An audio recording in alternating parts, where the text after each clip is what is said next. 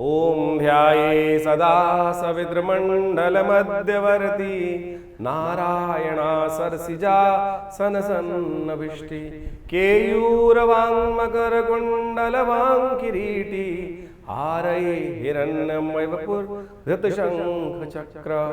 नमस्कार, स्वागत है आपका आचार्य वाणी में। मैं आचार्य डॉक्टर विक्रमादित्य आपके साथ हूँ और आज का विषय हमारा है मकर राशि वालों के लिए कि मकर राशि पर सूर्य का प्रभाव किस प्रकार से होगा। सूर्य आपकी राशि में महत्वपूर्ण परिवर्तन करने जा रहे हैं। 13 अप्रैल से लेकर 14 मई तक सूर्य आपके सुख वाले भाव में उच्च के होके जाने के योग बनाने वाले हैं। देखिए 7:30 आपकी खत्म हो चुकी है। सूर्य आपके सुख वाले भाव में उच्च के होकर बैठ के योग बना रहे हो। यह आपके लिए बहुत शुभ है, बहुत ज़्यादा शुभ है। बस थोड़ी ताकत बढ़ाने की ज़रूरत है, थोड़ा सा अपने आप को सही समझ देने की ज़रूरत है, सही दिशा निर्देश की आवश्यकता है। इस वक्त यदि सही दिशा निर्देश आपको मिल जाए तो आप बहुत कुछ स्थितियों को अपने अनुकूल कर सकते हो। जो पिछले 7.5 साल में स्थिति खराब हुई है, सूर्य का पदार्पण आपके लिए महत्वपूर्ण है। सुख वाले भाव में उच्च के होकर, शुक्र उच्च का जो ग्रह होता है ना, शुभ हो जाता है, नेगेटिव नहीं रहता। सूर्य वैसे तो क्रूर ग्रह माने जाते हैं और जहाँ जाते हैं वो कहीं ना कहीं वहाँ पे कष्ट देने के योग देते हैं, लेकिन जब सूर्य उच्च के हो गए तो वो शुभ हो गए।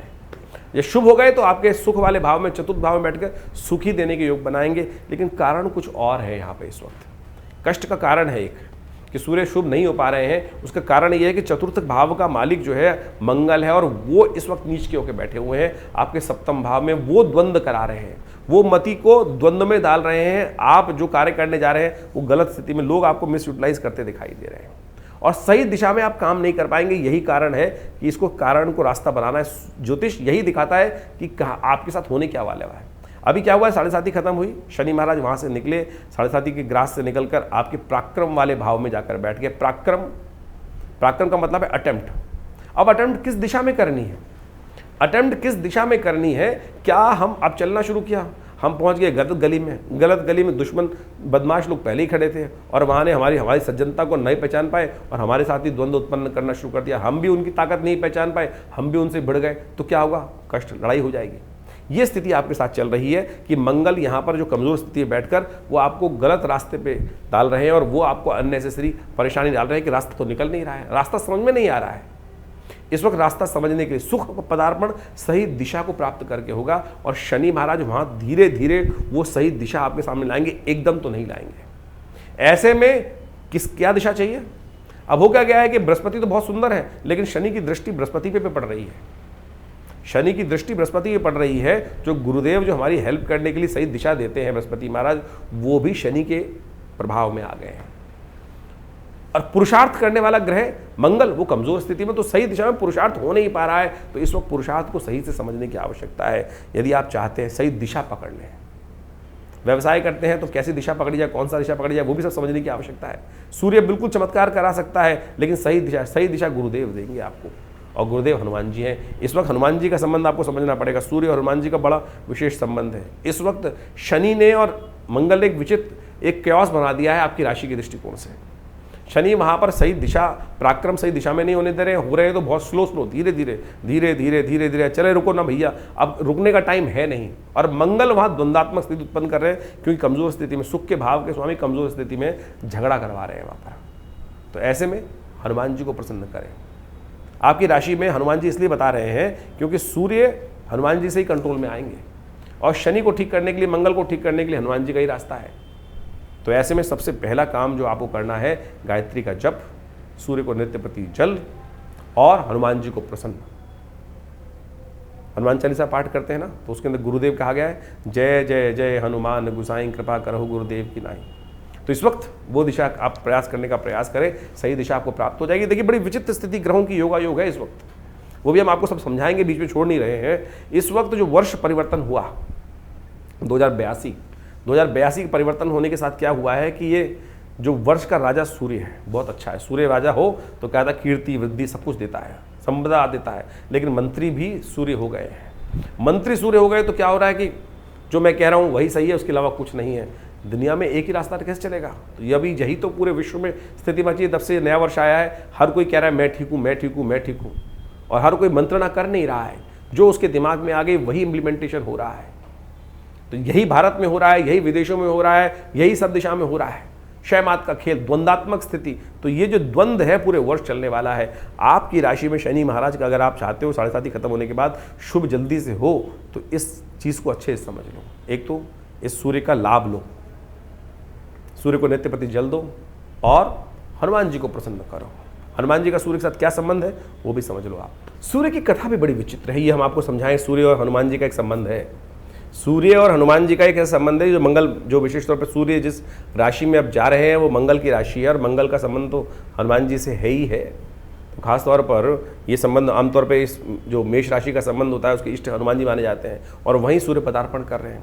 एक बड़ी विचित्र कथा मिलती है हनुमान जी की। एक बड़ी कथा आपने सुनी होगी कि बाल्यकाल में हनुमान जी ने सुबह सुबह जब सूर्य को उदित होते हुए देखा तो उनको लगा कि वो क्या है, कोई फल है, और हनुमान जी ने कूद लगा दी उनको ग्रहण करने के लिए।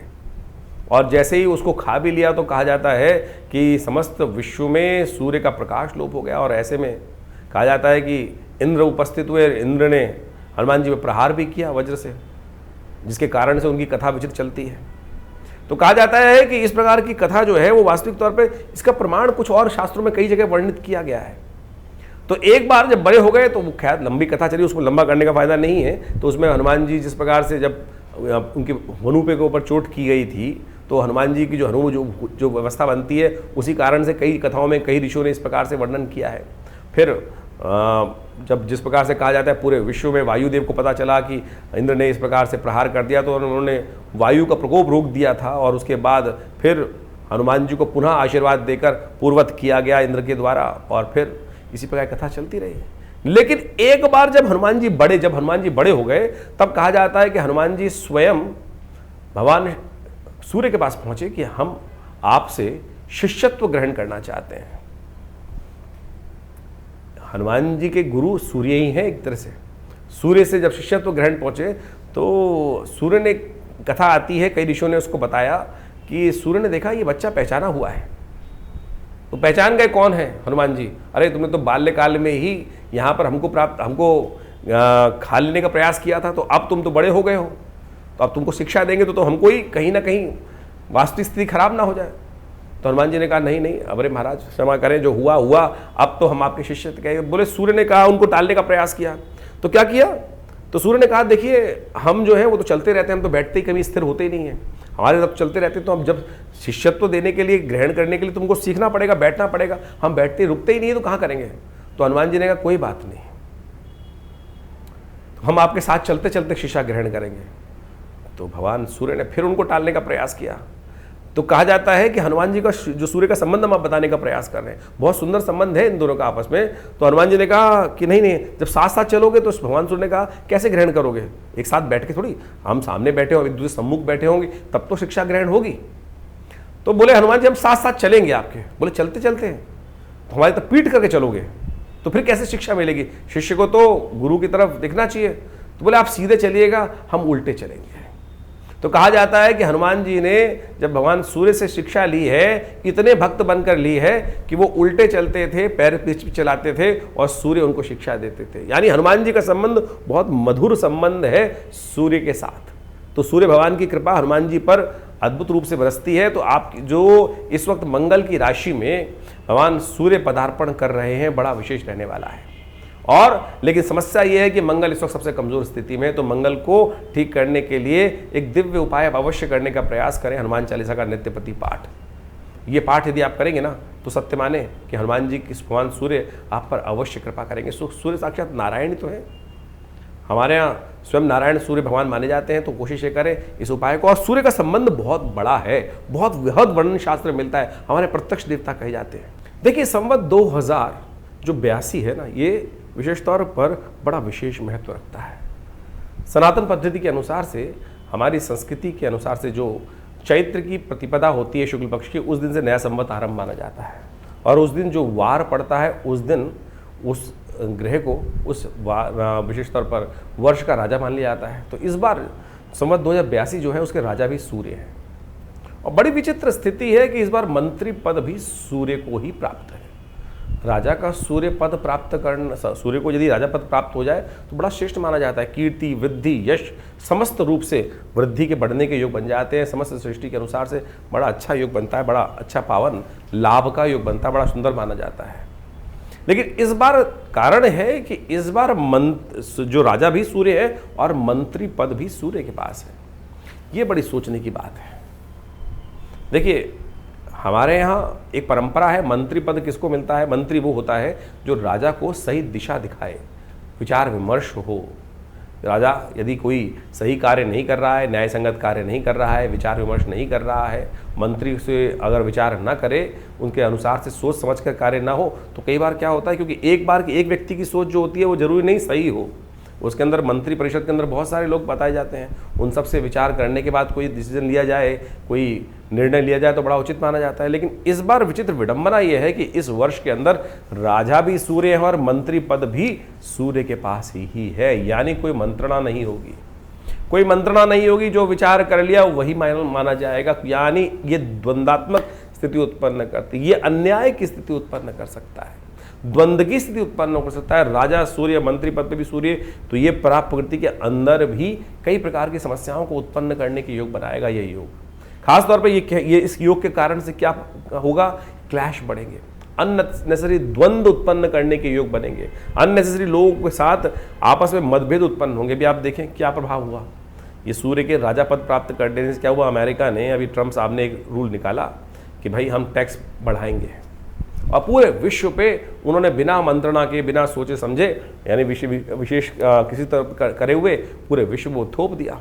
और जब विश्व ने थोप दिया तो विश्व ने अपना भी बिना विचार के उसका बराबर में कार्य करना शुरू कर दिया। तो ये द्वंद्वात्मक स्थिति उत्पन्न होगी। पूरे विश्व का जो सट्टा, जो विशेष शेयर बाजार है, गिर पड़ा। तो क्या प्रभाव था? ये इस प्रकार के द्वंद्वात्मक स्थिति, यानी जो जो अपने आप को राजा बनकर बैठे हुए हैं वो ऐसी स्थिति में आ जाएंगे, बिना विचार के किस प्रकार के योग बनाएंगे। और सूर्य राजा होने के कारण से पूरे विश्व में, मंत्री पद भी सूर्य के होने के कारण से पूरे विश्व में गर्मी का भयावह स्थिति पूरे विश्व में प्रकोप पड़ने वाला है। और साथ साथ ऐसे में ग्रह योग को प्रभाव समझ लें कि सूर्य जो राशि परिवर्तन करने का योग बना रहे हैं, सूर्य किस में चल रहे थे? मीन राशि में इससे पहले चल रहे थे, और मीन राशि से निकलकर सूर्य जो है वो आ रहे हैं अब उच्च की राशि में, मंगल की राशि में आ रहे हैं। और मंगल की राशि में चलते हुए सूर्य का प्रभाव भी बड़ा विचित्र पड़ने वाला है। ऐसे में समझें कि जो सूर्य थे वो विशेष तौर पर शनि, राहु, शुक्र, बुध इत्यादि इन सबके साथ युक्ति होकर, दो पाप ग्रहों के साथ वहां युक्ति बनाकर बैठे हुए थे, और वहां सूर्य का प्रभाव बड़ा क्षीण था। ग्रहण जो पड़ा, आप समझें क्या स्थिति थी। और सूर्य अब अपने शौर्य में पूरे आ रहे हैं, सूर्य उच्च के होकर पूरी तरह से रास्ते बना रहे हैं। तो इसका प्रभाव बहुत विशेष रहने वाला है। सूर्य हमारे इस जगत के पिता माने जाते हैं। सूर्य विशेष तौर पर हमारी राशि के दृष्टिकोण से देखा जाए तो वैसे ही वो राजा पद प्राप्त करते हैं, और सूर्य प्रत्यक्ष देवता माने जाते हैं हमारे यहाँ। सूर्य का दर्शन नित्यपति होना ही है, और इस जीवनी का संचार, शक्ति का संचार करते हैं। तो ऐसे में सूर्य को बल तो पूरा है, लेकिन आपकी राशि के अनुसार से जो आपने अभी प्रभाव समझा वो प्रभाव भी आपके ऊपर पड़ने वाला है। ऐसे में सूर्य के बल को अपने लिए ठीक करने के लिए, देखिए एक बात और समझ लें, पुनः इस बात को समझ लें कि सूर्य किस राशि में जा रहे हैं? सूर्य मेष राशि में पदार्पण कर रहे हैं। सूर्य उच्च के मेष राशि में होते हैं, मंगल की राशि है, और इस वक्त गोचर में आप यदि समझ के चले तो 7 जून तक उस राशि के जो स्वामी हैं वो शीर्णस्थ अवस्था में है, वो बड़े कमजोर अवस्था में है। वो एक जलीय राशि में जाकर, चंद्रमा की राशि में जाकर बैठ गए हैं, और वहां उनकी सबसे कमजोर स्थिति है। तो यानी ऐसे में क्या होगा? दुस्साहसपूर्ण कार्य करने के विश्व में कई लोग कार्य कर सकते हैं। जो हमने कहा द्वंद्वात्मक स्थिति देखी, ऐसे में मंगल की स्थिति खराब चल रही है, तो ये स्थिति ग्रहों की जो है वो ठीक नहीं है, और बहुत ज़्यादा परिवर्तन का योग चल रहा है। तो ऐसे में खास तौर पर हमको बहुत सारे उपायों की खास जरूरत पड़ेगी। ऐसे में बहुत बुद्धिमानी के हिसाब से आपके ग्रह जिस प्रकार का प्रभाव आपके ऊपर उत्पन्न करते दिखाई दे रहे हैं, ज्योतिष के दृष्टिकोण से ये सब चीज़ें बहुत महत्व रखती हैं। और इन सब चीज़ों को यदि हम समझें कि राहु के साथ यदि सूर्य का स्थिति चल रही थी, उससे निकलकर सूर्य यहाँ पर परिवर्तन का योग बना रहे हैं, तो क्या कुछ आपकी राशि से प्रभाव जो आपने समझा, तो उसके साथ साथ कुछ अवश्य उपाय करने का प्रयास करें। सबसे श्रेष्ठ जो है वो गायत्री का जप है, मंत्र का स्मरण है, मंत्र का अर्घ देना भगवान सूर्य को। लेकिन आज समस्या क्या है कि लोगों को अर्घ देना भी सूर्य को नहीं आता। इसके ऊपर वर्ल्ड में, विश्व में अनेक रिसर्च होनी अब शुरू हुई। एक जर्मन साइंटिस्ट, हमारे यहाँ तो बड़ी सुंदर तरीके से हमारे ऋषियों ने उसका प्रभाव बताया ही है कि सूर्य को जल किस प्रकार से देना चाहिए। जल में खड़े होकर, पहले सूर्य की व्यवस्था रहती थी कि जल में खड़े होता था व्यक्ति और स्नान करने के उपरांत हाथ को लोटा तांबे का लोटा लेकर सिर के ऊपर से उसको रखता था इस प्रकार से, और फिर वो जल वहाँ अंजुलियों से निकलता हुआ, तांबे के लोटे से गिरता हुआ वो जल उसमें डाला जाता था, और उस पड़ते हुए जल के बीच में से नेत्रों से भगवान सूर्य का दर्शन करने की आज्ञा थी। और क्या था कि जब सूर्य को जल देते थे स्नान इत्यादि के बाद, आपके शरीर पर भी उस जल से छन कर वो किरणें आपके शरीर पर आती थी। और साथ साथ उसको विधान शास्त्र में बताया गया है कि सूर्य को जल देते वक्त अकेला जल ना दे कभी, उसमें आप अनेक प्रकार की औषधियां डालने का वर्णन है। विशेष तौर पर, साधारण तौर पर शास्त्र में वर्णित है कनेर का पुष्प और रोली। कहा जाता है कि विश्वकर्मा जब अनादिकाल में सूर्य के प्रकाश को कम करने के लिए उसको खोदना आरंभ किए, तो उस खोदने से जो सूर्य को जो पीड़ा हुई, उस पीड़े को शमन करने के लिए जो कनेर का पुष्प औषधि के रूप में और हल्दी की से बनी हुई रोली जो होती है, हल्दी में नींबू डाल देंगे तो रोली बन जाएगी, और उसको उसमें औषधि के रूप में डाल दी जिससे उनका ताप कम हो, उनका जो खोदने से पीड़ा हुई वो कम हो, इसलिए ये विधि बनाई गई। लेकिन वास्तविक तौर पर सूर्य को जल केवल अर्घ जो है वो केवल जल से नहीं देना चाहिए। विभिन्न मंत्रों का उपयोग, जैसे यही सूर्य सहस्त्रांशु तेजो राशि जगतपते अनुकंपाय मां भक्ता गण रम दिवाकर, ये भारतीय संस्कृति की परम सुंदर स्थिति है कि हमारे यहाँ जो जो परिपाटियां बनाई गई उनका कहीं ना कहीं वैज्ञानिक विश्लेषण, और एक जर्मन साइंटिस्ट ने हमारे यहाँ तो ये विधि बना दी, इसका वैज्ञानिक विश्लेषण तो उपस्थित है, लेकिन हमारे यहाँ संत महात्माओं की बात सुनता कौन है? उनकी बात तो कपोल कल्पित कल्पना के रूप में कर दी जाती। लेकिन जर्मन के साइंटिस्ट ने बहुत वर्ष पहले हेल्थ मैगजीन में एक आर्टिकल छापा कि जो हिंदुस्तान के अंदर, भारत के अंदर जो जल देने की सूर्य की परंपरा है वो प्योरली साइंटिफिक है, और उसके जब सिर पे से ऊपर से जल पड़ता है तो उसमें से एक प्रकाश की विशेष पराबैंगनी किरणें जो होती हैं वो आपके शरीर पर पड़ती हैं, और वो शरीर के अंदर जब आप स्नान करके आते हैं तो शरीर वहाँ होता है, तो उसमें वो जो किरणें हैं आपके शरीर पर हेल्थ को एक पॉजिटिव जो प्रभाव उत्पन्न करने का सुंदर रास्ता बनाती हैं। तो सोचे कितना सुंदर वैज्ञानिक विश्लेषण उसका अनादिकाल से भारतीय संस्कृति के ऋषि मुनियों ने सोच समझ के उपस्थित किया, और उनके विभिन्न मंत्र, विभिन्न स्तोत्र, जो आदित्य हृदय स्तोत्र इत्यादि है, उनका मंत्र है ओम घृणी सूर्य आदित्याय नमः। तो इस मंत्र का उच्चारण कर सकते हैं। हर महीने के हिसाब से सूर्य के अलग अलग मंत्र हैं, भानवे नमः, दिवाकराय नमः, जो भास्कराय नमः, इन सब मंत्रों का उपयोग जो शास्त्र में वर्णित है बहुत बड़े सुंदर तरीके से। मंत्र तो एक ऐसी चीज़ है जो आप शब्द की वाइब्रेशन से बहुत सारे सिस्टम को हीलिंग, बहुत सारे नेगेटिव प्रभाव को दूर करने का रास्ता बना सकता है। तो आपको इन सब सिद्धांतों को समझते हुए कार्य करने का प्रयास करना चाहिए। खैर, सूर्य को ठीक करने के लिए जो अनेक उपाय शास्त्र में वर्णित हैं, इस बार तो एक सुंदर योग और बना है कि इस बार जो जैसा सूर्य का परिवर्तन का योग चल रहा है वो विशेष तौर पर वैशाख की प्रतिपदा को दिन हो रहा है। वैशाख का मास वैसे ही बहुत सुंदर माना जाता है। वैशाख का मास वो मास है जिसको भगवान कृष्ण ने अपना नाम स्वयं दिया। हमारे शास्त्रों के अंदर, पुराणों के अंदर जैसे कार्तिक का महात्म है, उसी प्रकार से वैशाख का महात्म भी बहुत अद्भुत रूप से बताया गया है। हमारे यहाँ कहा जाता है कि इस वैशाख के महीने का नाम जो है भगवान कृष्ण ने अपने नाम पे दिया, माधव मास कहा जाता है इसको। और इस मास में कहा जाता है कि जल का दान, क्योंकि गर्मी पड़नी आरंभ होती है, जल का दान करना बड़ा श्रेष्ठ माना जाता है। साथ साथ इस मास के अंदर कहा जाता है कि छाते का दान, सूती कपड़ों का दान, कलश का 2 कलश भरकर जल का दान, छाते का, कपड़े का, ये सब का दान करना बड़ा महत्व है। साथ में खरबूजा इत्यादि ये सब। और इस वैशाख महीने में अनेक पुण्य योग पड़ते हैं। इससे कैसे समझें? परशुराम जयंती, अक्षय तृतीया, भगवान के विष्णु के कई अवतारों का सुंदर योग बनता है। ऐसे में तो ये महीना अपने आप में बड़ा सुंदर योग लेकर आ रहा है, कष्ट को निवारण करने का योग लेके आ रहा है। तो वैशाख पूर्णिमा के दिन ही कई ग्रहों का परिवर्तन का योग बन रहा है। वैशाख खासतौर पर जो प्रतिपदा जिस दिन आरंभ हो रही है उस दिन रविवार के दिन ही ये परिवर्तन हो रहा है। रविवार के दिन हृदय नाम का योग बनता है, यदि संक्रांति बन जाए तो। ऐसे में इस सुंदर योग पर आप अवश्य गायत्री का यज्ञ करें। देखिए इस दिन क्या हो रहा है कि 13 तारीख को जब संक्रांति है तो उस दिन वैशाख की प्रतिपदा है, यानी वैशाख का महीना आरंभ हो रहा है। साथ साथ उस दिन रविवार है और संक्रांति का योग, शुक्र भी उच्च अपनी राशि में मार्ग उस दिन उच्च के होकर मार्गी होने का योग बना रहे हैं। तो ये संपूर्ण रूप से बड़ा सुंदर मुहूर्त बन के तैयार है। ऐसे में हृदय नाम का योग ही अपने आप में ऐसा है, कहा जाता है समस्त ग्रहों के दोषों को हरने के लिए जब हृदय नाम का योग हो, यानी रविवार और संक्रांति का योग हो, तो ऐसे में गायत्री यज्ञ, नवग्रह शांति महायज्ञ, नवग्रह के मंत्रों का जब कर लिया जाए तो वो आपके बहुत सारे अनिष्टों को दूर कर देता है, पुण्य की कई गुना अधिक प्राप्ति करने के योग बन जाते हैं। तो कोशिश ये करें उस दिन गायत्री का जप करें, गायत्री का मंत्र जप करके सुंदर रूप से कष्टों को निवारण करने के योग बनाएं। जो आपकी राशि के अनुसार से हमने उपाय बताए हैं वो तो आप नित्यपति करें ही करें, वो तो आपके लिए बड़े श्रेष्ठ है उसके अनुसार से, लेकिन जनरल उपाय बहुत हैं। सबसे श्रेष्ठ जो है गेहूं का दान, मंदिर में कोशिश करें भंडारे इत्यादि जहां चल रहे हो वहां नमक का दान करने का प्रयास करें। सूर्य को नित्यपति जल दें, भगवान सूर्य का मंत्र है ओम घृणी सूर्यादित्याय नमः, या जो मंत्र ओम भास्कराय नमः, दिवाकराय नमः, गायत्री का मंत्र मन स्मरण करते हुए आप अवश्य भगवान सूर्य को नित्यपति जल दें, और ये सब उपाय कर कर आप अपने अनिष्टों को दूर कर सकते हैं। और हमने इस बार तो विशेष तौर पर अपने कष्टों को निवारण करने के लिए सबसे और भी बहुत, इसके अलावा बहुत सारे लोग तो उनके रत्नों को धारण करने का शास्त्र में नियम बताया गया, उनके यंत्रों को अपने पास रखने के लिए सूर्य का यंत्र भी अद्भुत है अपने आप में। सूर्य का यंत्र सिद्ध करवा के, सूर्य के मंत्र से 6000 जप करवा के यदि आप रख लें किसी की व्यक्ति की कुंडली में, यदि सूर्य खराब है, या हाथ के अंदर भी आप समझ सकते हैं। जन्मपत्री में बहुत सारी बात चीज़ अगर नहीं समझ में आ रही है किसी को, यदि हाथ के अंदर जो सूर्य का ये जो उंगली है इसके अंदर ये जो तीर्थ है ये सूर्य तीर्थ माना जाता है। इस सूर्य तीर्थ में सूर्य की लाइन पड़ी हो तो ये अपने आप में पॉजिटिव ग्रहण माना जाता है। यदि सूर्य का जो पर्व है जो विशेष तौर पर है वो कहीं ना कहीं जो इसको पर्वत बोला जाता है वो कहीं ना हिला हुआ है तो सूर्य आपका नेगेटिव है। और सूर्य यदि नेगेटिव कुंडली में हो जाए तो कीर्ति के योग खत्म कर देता है, यश के योग खत्म कर देता है, कलंक लगाने के योग दे देता है।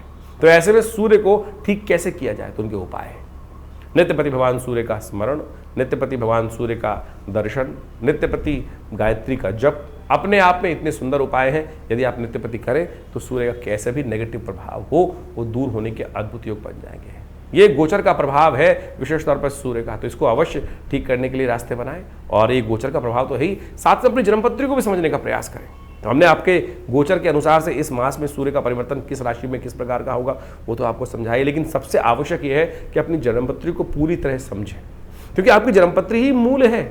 उसके अंदर किस प्रकार का ग्रह योग बना हुआ है, कैसे स्थिति बनी हुई है। जैसे आप एक बात माने कि विभिन्न प्रकार के एक बहुत बड़ा क्षेत्र है, एक बहुत बड़ी सिटी है, वहाँ बारिश हो रही है और वहाँ अलग अलग प्रकार के खेत हैं, उस पानी के कहीं उपयोग जो बारिश हो रही, वृष्टि हो रही है, वो कहीं के लिए लाभदायक है, कहीं के लिए नुकसानदायक है। आप समझो किसी ने कहीं स्थिति है, कहीं नया मकान बनाया किसी ने और वहाँ बारिश आ गई तो सब पलस्तर झड़ जाएगा। किसी ने नई रोड बनाई है, अभी कच्ची रोड है और उस पर अभी बारिश हो गई तो क्या होगा, सब दाने पड़ जाएंगे। किसी ने अभी भी लेंटर डाला है, किसी ने अभी भी खेत, अभी फसल तैयार खड़ी है और वहाँ वृष्टि हो जाए तो क्या होगा, उसका भाग्य बदल जाएगा, कष्ट हो जाएगा, सारे के सारे नुकसान के योग बन जाएंगे। वहीं किसी के भी पेड़ छोटे हैं और उस पर वृष्टि हो जाए तो बहुत सुंदर योग बन जाएगा। तो यानी हर एक का भाग्य अलग अलग है। आपकी मूल जन्मपत्री बताएगी कि आपके ग्रह योग किस प्रकार के और ये जो गोचर का प्रभाव उस पर किस प्रकार का पड़ने वाला है, वहाँ कौन सी स्थिति कब अच्छी है कब खराब है। तो इसलिए ज्योतिष को अच्छे से समझकर उसके लाभ सही से लेकर आप अपने जीवन को आगे बढ़ाने का प्रयास करें। हमारा ये संस्थान विवेकानंद योगाश्रम लगातार आपके साथ बहुत सारे शोधों को आपके समक्ष रखता रहता है। और जैसा हमने कहा कि बहुत सारे उपाय भी करने के लिए बताया हमने वर्णन आपको। बहुत सारे लोग नग ही नग बेचे चले जा रहे हैं आजकल। ज्योतिष का दुकान जो है वो नगों की बन गई है आज की तारीख पर आमतौर पर, या कुछ और।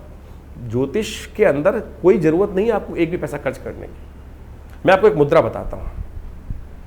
आपके हाथ में ये 5 उंगलियां हैं, ये हर एक प्रकार से, ये बृहस्पति की, ये शनि की, ये सूर्य की, ये बुध की, और इस प्रकार से ये विभिन्न तीर्थ हैं, अलग अलग उनके स्थान बताए गए हैं। तो मुद्राओं के द्वारा आप बहुत, सूर्य यदि आपका खराब चल रहा है, क्रोध बहुत जल्दी आता है, कीर्ति नहीं मिलने के योग बन रहे हैं, तो ये सूर्य की मुद्रा है।